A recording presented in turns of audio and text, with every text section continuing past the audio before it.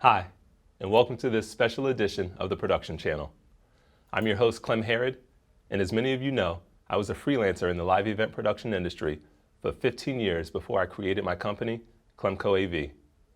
With a mission to coach, lead, educate, and mentor independent contractors and small business owners, specifically in our industry, we began creating resources and communities like the Production Channel, Video Projection and Support Group, Spouses of AV Workers, CLEMCO HR, and CLEMCO U, to name a few. Through the various platforms, our network has been able to connect with thousands of people, and we've seen lives change right before our faces. What we then realized from hearing all of your stories and life experiences was that there's no framework or guide to create and maintain a successful business as a freelancer or independent contractor.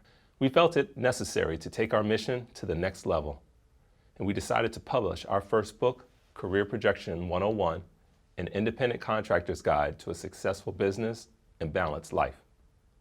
Based on my personal journey as an independent contractor and retiring from a sector of the industry, I was determined to understand how to best manage this freelance lifestyle and share my findings with you. At no point in my education did I study or was suggested to study business. Many would ask, well, why would you? Why would you take business classes? As an independent contractor, sole proprietor, freelancer, you are a small business. You are responsible for your branding, your marketing, job acquisitions, scheduling, invoicing, etc. In addition, you are also responsible for budgeting, bookkeeping, quarterly and annual taxes, business insurance, health insurance, mental, physical health, and ultimately, your long-term financial planning. It's a lot, I know. I had to learn all of this the hard way, but that's why I wrote my book, Career Projection 101, so that you didn't have to go through the same struggles that I did. So let's talk about why we're here today. Throughout my journey, I've had the opportunity to meet several friends, colleagues, and professional service providers who have helped me navigate my career and create a life beyond my wildest dreams. Today, we're going to sit down with some of them and have a conversation around converting a gig-to-gig lifestyle into a profitable business model with a long-term plan for continued success. Enjoy Projection 101.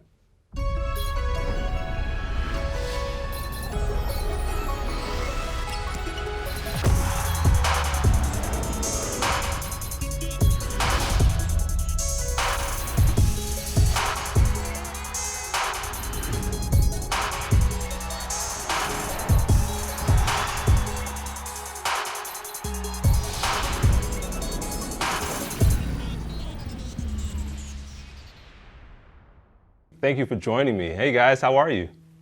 Great. All right. Awesome. So our panelists, we have Patrick Murtha, who is a founding partner with his accounting firm, Jessica Barnhill, who is a health insurance agent and advisor, Jason Grundy, a financial analyst working in professional athletes and major corporations, Tom Bollard, who's a technical director for corporation business meetings, an independent contractor himself, and an adjunct professor for theater students in the San Diego area. So, I'm just looking at everyone here and thinking about all of the years of professional and career development experience. I mean, it's at least 75 years of professional experience. So I know there's a lot of knowledge and a lot of wisdom that, that we have to share. You all have either read my book or been an active participant in the development of Career Projection 101 and understanding the framework that it provides for independent contractors, freelancers, entrepreneurs, small business owners to create and sustain a successful business and balanced life. Tom, you wrote the foreword. So let's start with you. I'm asking from the lens of the first act in the book. How do I get started? How do I get clients? How do I find a specialty? How do I build relationships? Through your years of working with students, studying theater technology, hiring independent contractors in the live event production industry, with the business that you owned, and now being an independent contractor yourself, what benefits do you see in looking at yourself like a business? Well, I think it's as important, if not more important than ever, that each person in our business really creates their brand to make themselves as easily hired as possible. There's fewer people that are actually working as W-2 employees of companies, and a lot more people that are independent contractors. And to get noticed and to get hired, you really need to make it as easy as possible to be hired. And 35 years as a business owner, hiring independent contractors, really what we looked for was that brand that people spent the time doing. So I think that building that brand all the way through your career, as opposed to starting later in your career, is vitally important. Yeah, but I mean, I remember when I was, so there's this picture, 2009, Orlando Magic, San Antonio Spurs, right? It was one of the top moments in Magic history. And I'm underneath the basket with the camera on my shoulder, shooting the game, right? 0.8 seconds on the clock, alley-oop pass, Dwight Howard dunks over Tim Duncan. They win the game, end up going to the NBA Finals that year. I actually have that picture signed and up in my office at home. And every time I look at that picture, I look at myself, and I'm like, I was not representing my brand well. And I'm saying that because I felt like I looked sloppy. You know, so when even thinking about your brand, think about how you carry yourself on site, how you interact with your clients, how you interact with other people, technicians, your colleagues. You know, it stems all the way down to just being someone that, yeah, go ahead, you go. I think you're hitting the nail on the head. And it's an important issue. It's important to remember that really, for most people, there's two things. One is how well you push the buttons or hold the camera or get the shot framed up, et cetera. But really, more importantly for all of us, and we know this, is how do you interact with other people? How do you solve problems? How are you a team player? How are you someone that employer is going to want to have back because you're easy on the job, you do a good job? So those features right now are in the forefront. You're teaching them in your book, and I think you're right on spec. All that intangible stuff, you know. It's all the intangible stuff. Absolutely, I couldn't agree with you more. Yeah, because you can be you can be skilled, right? You have that. You can have your craft, you have your skill set down packed. Like, you can't deny that. But if you're not likable, you're not coming back. 100%. 100%. You don't want to be the guy that's 15 minutes late. You don't want to be the guy that looks a little sloppy. You don't want to be the guy that forgot to shave on show day. You don't want to be the guy that's a little testy because you work till midnight and you're back at 6 a.m. Right. You got to be on, and you've got to be good 100% of the time. Let's transition over to Patrick. Independent contractors aren't salary employees, and they don't have regular hours, right? So therefore, as an independent contractor, you have inconsistent cash flow to manage your life and your bills. What would you say is one of the most important things someone living a 1099 lifestyle should do for themselves to set themselves up for success? Yeah, Clem, that's a great question. I work in my practice with a lot of self-employed people, a lot of people that get 1099s. And definitely the number one problem that I see is very few of them manage a budget. So a budget is basically a plan. It can take many forms. Some people use accounting software, some people use spreadsheets, some people just, have it in their head. But a budget is something where you're kind of planning for the future. So a lot of my clients that are 1099, for example, they spent maybe half their careers as W-2 employees. As a W-2 employee, everything's kind of handled for you. Your taxes are being withheld. You just got to kind of worry about how much that paycheck is every 2 weeks and, decide how much is left over to spend on groceries and personal type stuff, right? But when you're self-employed, you have to cover that tax bill and you have to cover the expenses related to your business. You also have to manage for the fact that you're not going to maybe get that paycheck every 2 weeks on Friday. It might be a month or two goes by and there's a dry spell, or you're not getting the jobs that you want to be getting all the time. So that income can be lumpy, can be inconsistent. So a budget is it will allow someone who's self-employed to actually put that plan either on paper or in their heads so that they're prepared when there's a dry spell, or they're prepared when they get to that tax time at the end of the year. Because I can tell you probably 50% of my first year as a 1099 clients end up owing a lot more money than they expect, because a lot of them think, hey, I'm coming from a job where I'm making $70,000, $80,000, and I just started my career in real estate or another self-employed position, and they only made $30,000. But guess what? You got to pay the self-employment tax on that $30,000. You got to pay a little bit of federal tax on that $30,000. So even though you made less than half of what you did as a W-2 employee, you can end up owing much more. So the budget kind of helps people keep that in check, as well as other facets of their life. Yeah. I think about one of the things that my wife, who you've met, she's a certified public accountant, and one of the things that she forced me to learn and understand, because she runs our home and our family like a business, I had to learn Excel.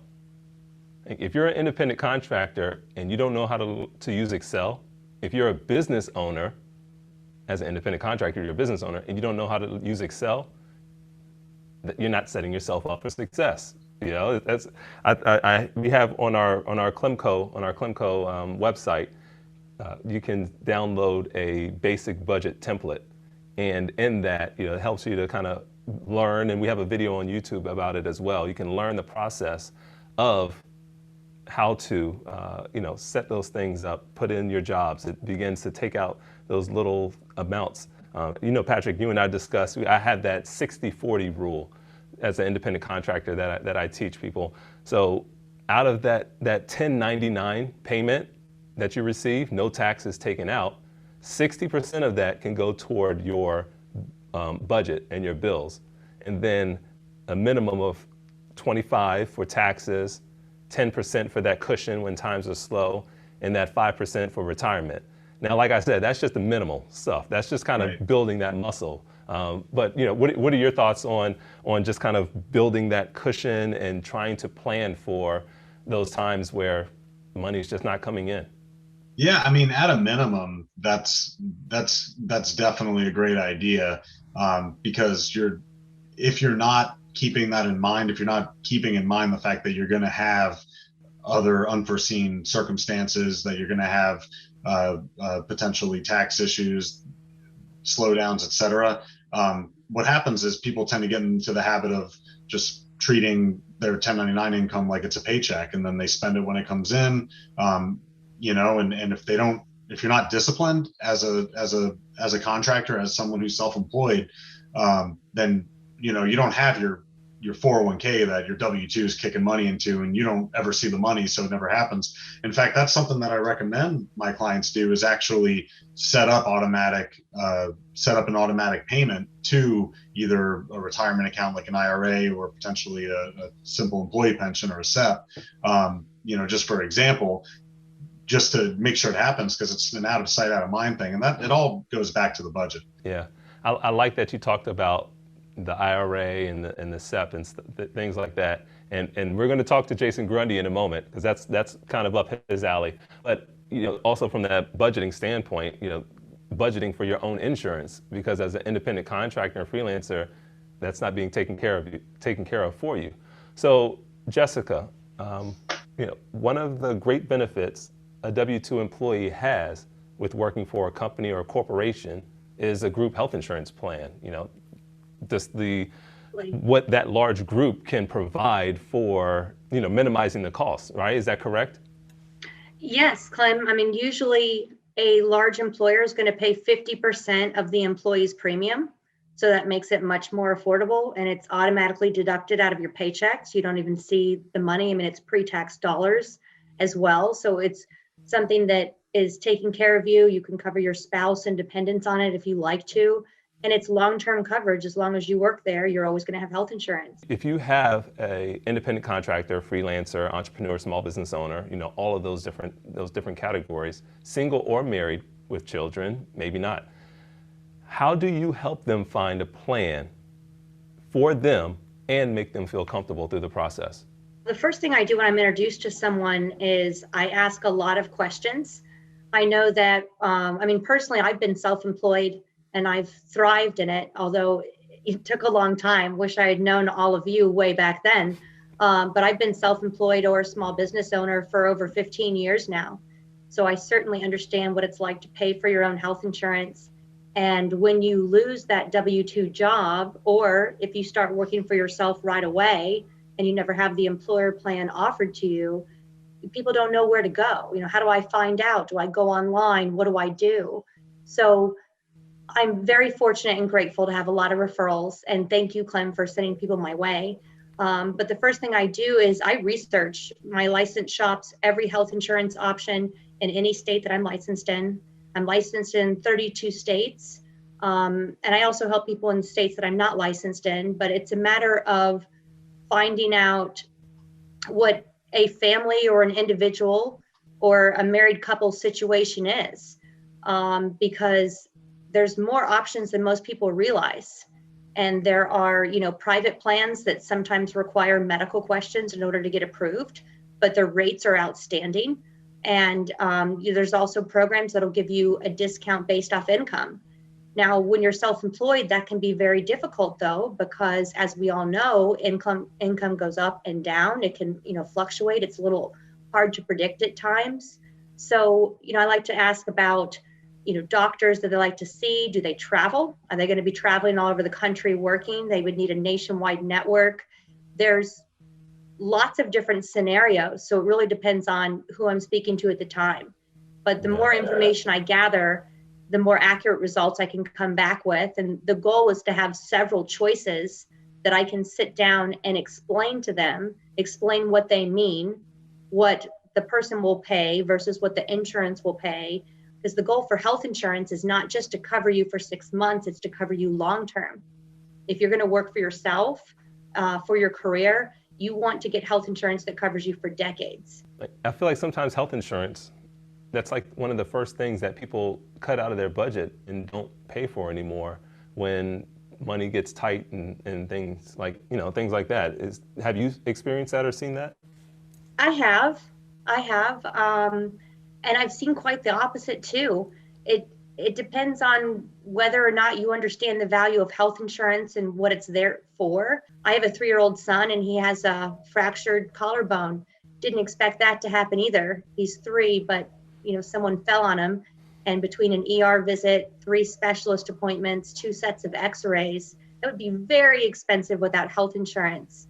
It's your responsibility to take care of yourself. And it's something that all self-employed people learn. And if they don't learn it, then often they find out the hard way later on. I love that, Jessica. It's like I love that you get that, you understand that you're helping people to.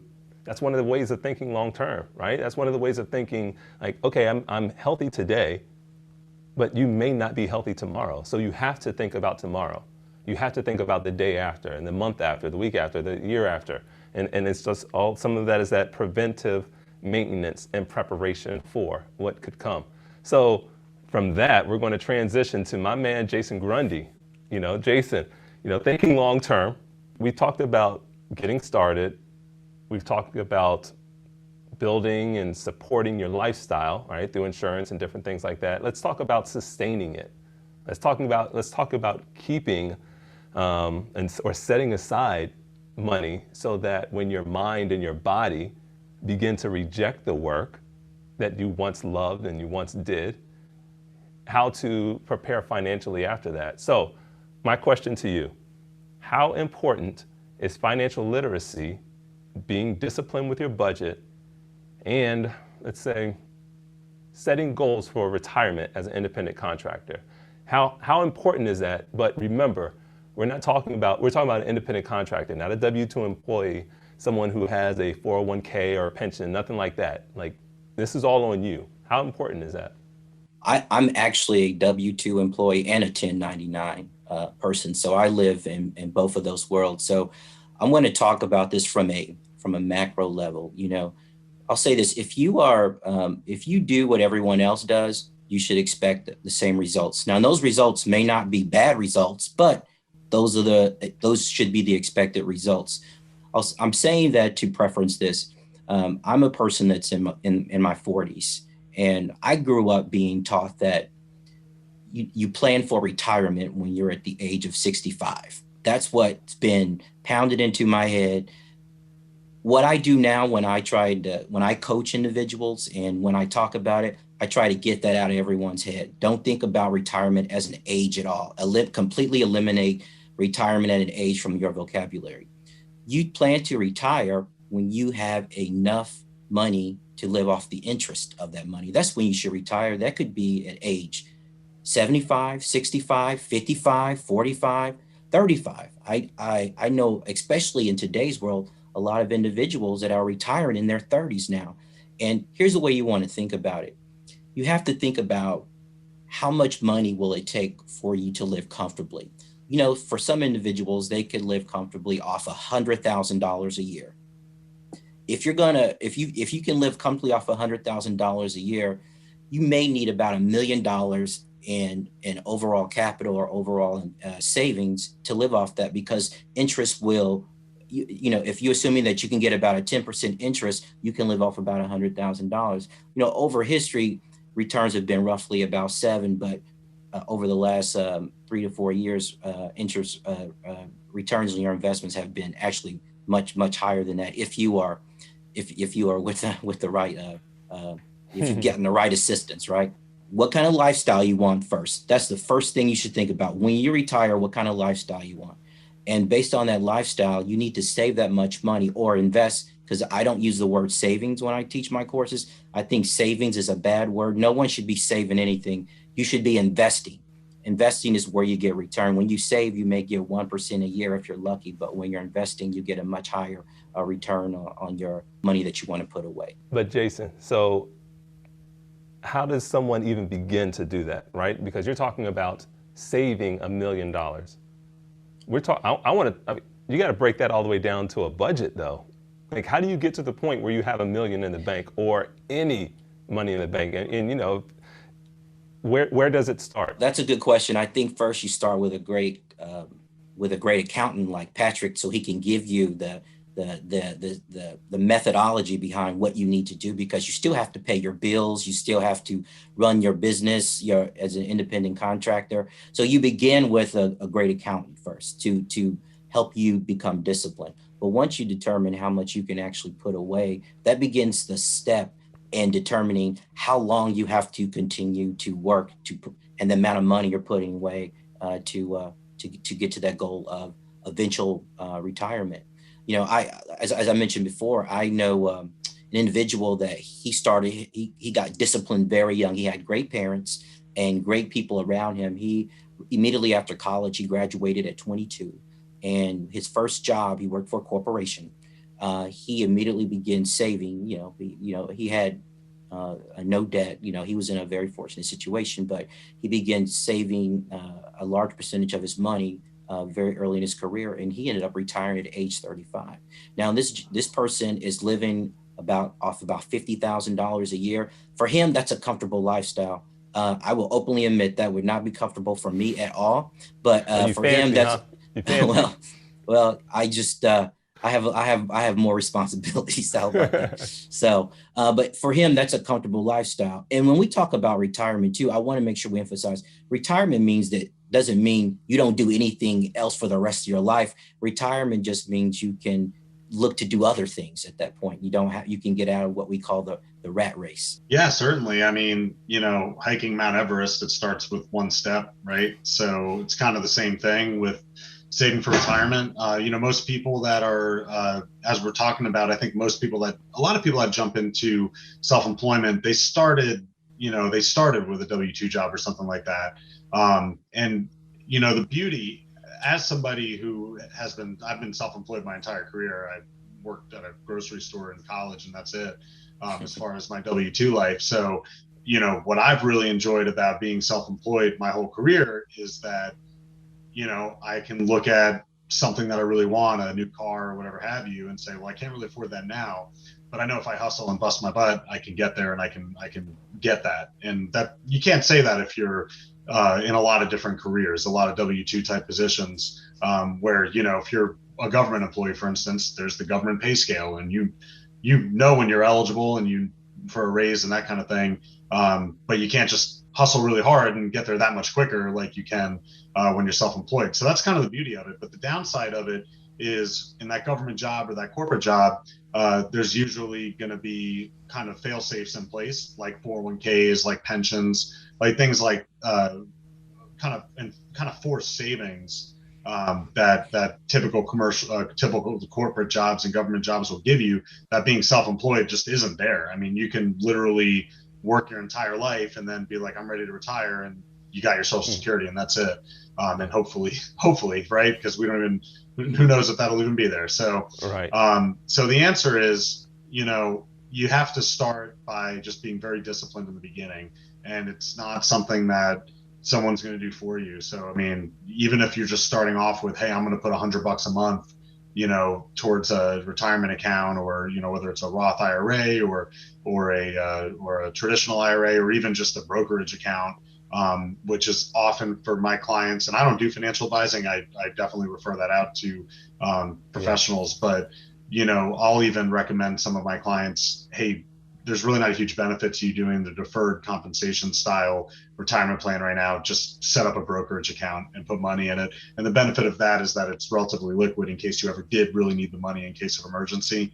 But the bottom line is just start, even if it's small. I agree. You got to start somewhere. Just, I think about independent contractors. I think about when I first started in the industry, and I was probably making 25, maybe 25,000, 30,000. But I had no idea of the value of that dollar, but I had to start somewhere. And where I am now, it's just thinking about, okay, had I started and planned better then, I'd be more comfortable. I'm still comfortable, but I could be better. Think about whole brain thinking. You think about the right brain creative, and you can create anything. You can create the lifestyle that you want to live. But then on the left brain side, the process and the practical side, the analyzing side of it, how do you sustain what you've created? And so that's where I want people to understand that you have to look at yourself as an entity, a whole entity, and figuring out how to have longevity in your life and your happiness. So, lightning round, here we go. We've talked about business, we talked about marketing, branding, taxes, etc. We've talked about lifestyle, insurance, sustainability, all of that, right? Let's talk about balance.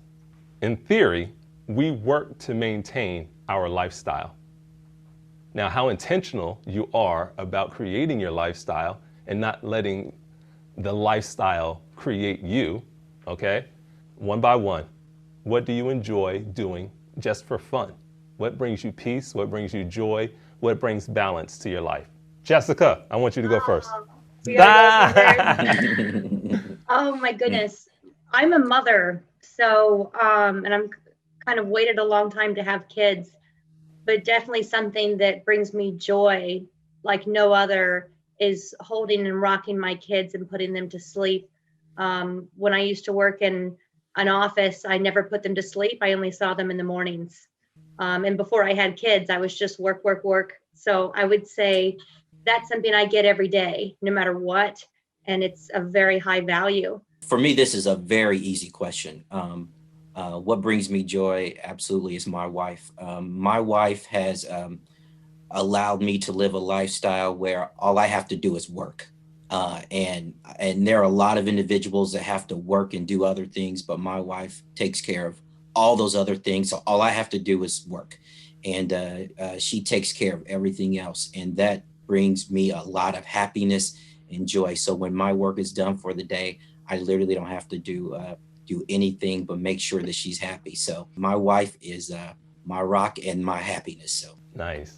I absolutely agree. My wife is everything to me. But one of the things that bring us the most joy, and I'll say us as opposed to me, because we're definitely joined together 24/7, is the volunteer work that we do, the mentoring that we do, the mentoring that I do personally, anything that is other than trying to earn a dime these days. We're avid gardeners and, grandparents now, but passing on what we've learned to the next generation of professionals in our industries is probably the most satisfying work. And the thing that gives me the most balance and the most comfort is knowing that you're doing something for somebody else. So volunteering and the mentoring, I think would definitely be my two top hits there. All right, Patrick, what you got for us, buddy? Yeah, so I mean, I will echo what Jessica had to say. I have 3 kids and and a wife, and they're all just amazing. And putting them to bed, definitely my favorite part. We love going camping and seeing the natural world and spending time outdoors. So I mean, that's really been our kind of getaway and my kind of center of peace, so to speak. Has been just spending time with the family and camping. And for me, when work's getting really stressful like it is this time of year, that's what's in the back of my head. Hey, when we get past the middle of April, we're going to be able to hop in the RV and go to the beach or go to the Keys or whatever else we can come up with. That's beautiful. And I guess for me, it's definitely my family. It's definitely getting that time. It's a lot of just sitting back and thinking backwards and forward in life. A lot of reflection, a lot of forward thinking, but it's definitely, it's funny. I mean, I guess I named my company after it. It's the coaching, the leading, the educating, and the mentoring side of just trying to teach. And that brings me so much joy, being able to open someone's eyes and see something that they didn't see, even in my work, just telling a story from my perspective, showing something from my angle. I mean, I guess I enjoy being a projectionist. So I appreciate you all taking your time to have this conversation with me and for allowing this opportunity for us to share this conversation with so many people that need this, that don't even know that they need this, because I was one of those people. So thank you again, Patrick, Tom, Jason, Jessica. Thank you for your time. Thank you for your friendship. And thank you for your professionalism. All right, so thank you for watching this episode of the production channel and being a part of this journey that we're taking here at CLEMCO. We started off as an AV company and have expanded to providing human resource support and educational resources for independent contractors, freelancers, entrepreneurs, small business owners, or just anyone wanting help in the areas of career development and business management. If you would like to purchase a copy of my book, Career Projection 101, sign up for one of our courses, or be connected to one of our CLEMCO HR service providers, visit www.clemco.net to see what our network is all about. Again, thank you for listening in on this conversation, and we look forward to connecting with you. At the end of the day, we just want to help you project the best image possible.